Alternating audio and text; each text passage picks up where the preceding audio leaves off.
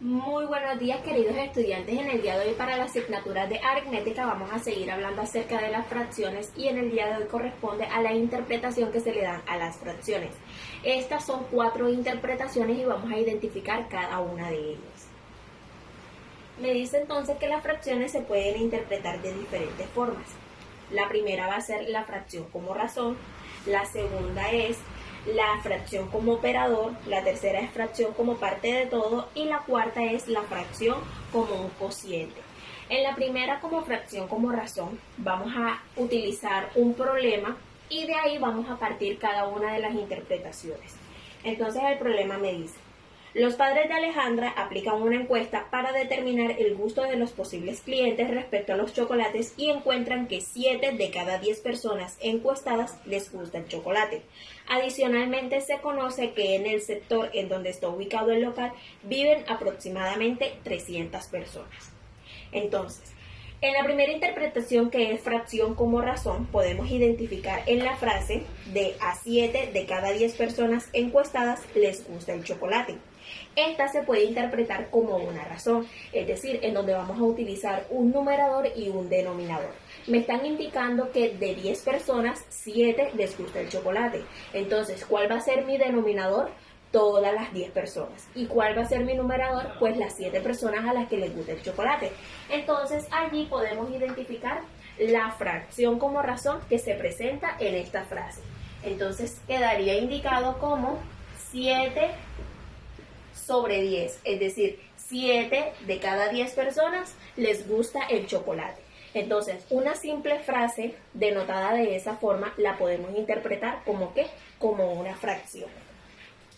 La segunda interpretación trata acerca de la fracción como operador y me dice de que una fracción puede expresar una parte de una cantidad. Para calcularla se divide la cantidad entre el denominador y el resultado se multiplica por el numerador.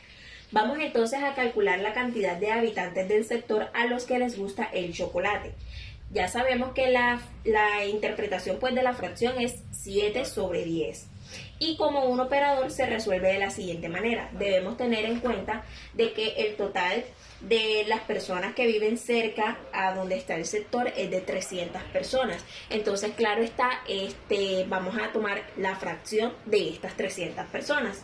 Entonces, el primer paso sería dividir la cantidad entre el denominador. Entonces, tenemos mi fracción que ya hallamos, que es 7 sobre 10, ¿verdad? Y tengo también las 300 personas que viven aproximadamente cerca del local. Entonces, me dice de que para yo utilizar la fracción como un operador, ¿qué tengo que hacer? La cantidad de personas las voy a dividir entre el denominador y así también las voy a multiplicar el resultado que me dé entre la división por el numerador. Entonces me queda que 300 entre 10 me va a dar un total de 30. Ahora este resultado que me dio de 30 lo voy a multiplicar ¿por qué? Por 7. Entonces 30 por 7 me va a dar un total de 210. Entonces este resultado, es decir, 210 personas, nos va a resolver la inquietud que teníamos, que sería la cantidad de habitantes del sector a los que les gusta el chocolate. Es decir, que 7 décimos de 300 me da ¿cuánto? 210. Entonces 210 son los habitantes del sector a los que les gusta el chocolate. En la interpretación número 3, que es fracción como parte de todo, me dice que una fracción se puede interpretar como parte de la unidad. El denominador indica la cantidad de partes iguales en las que se divide la unidad, mientras que el numerador indica las partes que se toman.